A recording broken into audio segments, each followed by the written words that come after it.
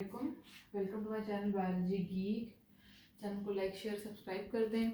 Video को आपने and तक देखना है ताकि आपको कोई कंफ्यूजन ना रहे, कोई प्रॉब्लम ना रहे, आपको टॉपिक जो है बड़ा अच्छे तरीके से समझ आए। अच्छा जी, हम चैप्टर पढ़ रहे थे cell structure and function. Topic था nucleus, first year federal board. Nucleus की बात करेंगे। Robert Brown was the first one जिसने 1831 में न्यूक्लियस को क्या किया, डिस्कवर किया। उसके बाद हम नॉर्मली कहते हैं कि nucleus is the brain of the cell. Normally इस तरह के एमसीक्यूज बहुत ज्यादा पूछे जा रहे होते हैं और स्टूडेंट्स को जो है उसको आंसर करना थोड़ा डिफिकल्ट होता है, इसलिए आपने याद रखना है कि जब भी कहा जाए ब्रेन ऑफ द सेल तो हम क्या कहेंगे, न्यूक्लियस। क्यों ब्रेन ऑफ द सेल कहा जा रहा है? क्योंकि न्यूक्लियस ही वो ऑर्गेनल है, वो स्ट्रक्चर है सेल के अंदर जो कंट्रोल कर रही है all the activities of the cell.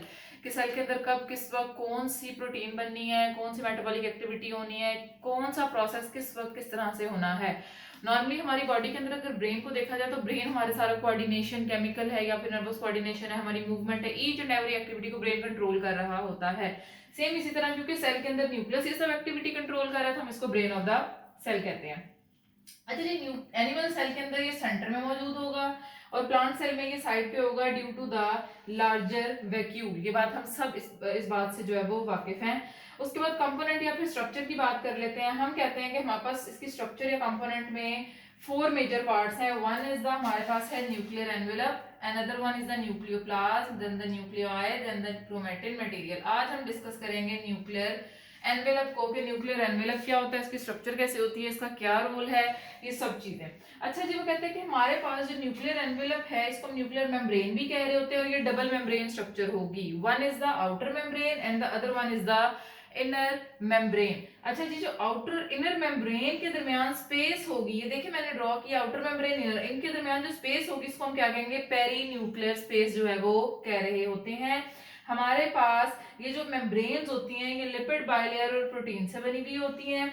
उसके बाद हम कहते हैं कि हमारे पास जो न्यूक्लियर एनवेलप है इसमें राइबोसोम्स भी अटैच होते हैं, क्योंकि हमने पढ़ा था एंडोप्लाज्मिक रेटिकुलम में कि एंडोप्लाज्मिक रेटिकुलम न्यूक्लियर मेम्ब्रेन से लेके प्लाज्मा मेम्ब्रेन तक होती है। तो जाहिर है कि ये न्यूक्लियर मेम्ब्रेन ही है ना, जैसे मैंने कहा न्यूक्लियर एनवेलप को आप न्यूक्लियर मेम्ब्रेन भी कह रहे हो, तो न्यूक्लियर मेम्ब्रेन की जो आउटर मेम्ब्रेन है उसके साथ क्या अटैच होगा, एंडोप्लाज्मिक रेटिकुलम स्टार्ट हो रही है। तो जिस वजह से जो रफ एंडोप्लाज्मिक रेटिकुलम है उसके ऊपर राइबोसोम्स मौजूद होंगे, तो हम कहते हैं कि हमारे पास इस पे राइबोसोम्स भी अटैच होते हैं आउटर मेम्ब्रेन पे। उसके अलावा न्यूक्लियर पोर्स मौजूद होते हैं। देखिए मैंने न्यूक्लियर पोर्स ड्रॉ किए हैं। न्यूक्लियर पोर्स वेरी कर रहे होते हैं सेल टू सेल। ये रिक्वायरमेंट होती है हर सेल की कि उसको कितने पोर्स चाहिए ताकि एक्सचेंज ऑफ मटेरियल मैक्सिमम हो सके या फिर लिमिटेड हो सके, अकॉर्डिंगली इसके न्यूक्लियर पोर्स जो है सेल में मौजूद होते हैं। हम कहते हैं कि जो न्यूक्लियर पोर है वो एक स्पेसिफिक प्रोटीन से बना है जिसको हम न्यूक्लियोपोरिन कह रहे होते हैं, और जिस एरिया में ये पोर मौजूद होगा उस एरिया से ये दोनों आउटर और इनर मेम्ब्रेन आपस में क्या होंगी, अटैच्ड होंगी।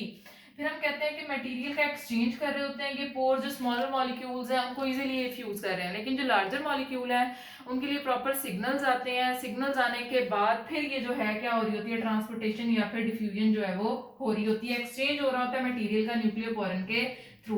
हम कहते हैं कि एक्सचेंज बेसिकली कहाँ से होगा, न्यूक्लियोपोरिन में, न्यूक्लियस और साइटोप्लाज्म के अंदर। न्यूक्लियस सिंथेसाइज करेगा, साइटोप्लाज्म को सेंड करेगा, साइटोप्लाज्म ने अगर कोई मैसेज कन्वे करना है या कोई भी मटेरियल है जो न्यूक्लियस में रिक्वायर्ड है तो वो इन न्यूक्लियोपोरिन के थ्रू जो है वो भेजा जाएगा। इसमें कौन कौन सी चीजें ट्रांसपोर्ट हो रही हैं, सिग्नलिंग होगी लिपिड्स की, protein, carbohydrates, ribosomal protein, RNA, हमारे पास ribosomal RNA, ribosomal DNA, lipids वगैरह ये क्या हो रहे होते हैं, ट्रांसपोर्ट जो है वो हो रहे होते हैं। यहाँ पे मैंने एक और टर्म लिखी है न्यूक्लियर लेमिना, और आप देखें कि मैंने स्ट्रक्चर में यहाँ पे न्यूक्लियर लेमिना ड्रॉ भी किया है। ये बेसिकली एरे ऑफ प्रोटीन होता है जो क्या कर रहा होता है, मैकेनिकल सपोर्ट दे रहा होता है, और इसने न्यूक्लियस को एक इंटेक्ट शेप दी हुई होती है, इरेक्ट रखा होता है ताकि न्यूक्लियस जो है अपनी शेप को डिस्टॉर्ट ना कर सके। और बेसिकली इसका काम होता है कि इसने क्या करना होता है, न्यूक्लियर सपोर्ट जो है वो प्रोवाइड करनी होती है। अच्छा जी, कोइनोसाइटिक क्या होते हैं, ऐसे सेल जिनमें एक से ज्यादा न्यूक्लियस मौजूद होगा उसको हम क्या कहेंगे, कोइनोसाइटिक कहेंगे या मल्टी न्यूक्लिएट कहेंगे।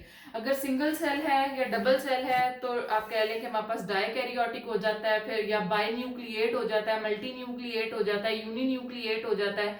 तो जहां मल्टी न्यूक्लिएट है तो उसको अल्टरनेट टर्म जो है वो कोइनोसाइटिक जो है वो यूज हो रही होगी। अच्छा जी, आप लोगों के लिए क्वेश्चन है, आप लोगों ने ट्राई करना है कि इसको आंसर करें कॉमेंट्स में। मैंने आपसे कहा कि एनिमल सेल के अंदर न्यूक्लियस जो है वो सेंटर में मौजूद होता है, लेकिन इसमें एक्सेप्शनल केस है और वो क्या है, मसल सेल्स। मसल सेल्स के अंदर न्यूक्लियस जो है वो सेंटर में मौजूद नहीं होगा, नंबर 1। नंबर 2, दूसरा आपने जो आंसर करना है वो है कि हमारे पास जो सीयू ट्यूब्स हैं सीव ट्यूब सेल्स हैं और आरबीसीज हैं, इनके अंदर न्यूक्लियस मौजूद नहीं होता। क्यों नहीं होता, इसको भी आप लोग बताएंगे कमेंट्स में, और हम फिर इसको नेक्स्ट वीडियो में इंशाल्लाह डिस्कस करेंगे। Thank you.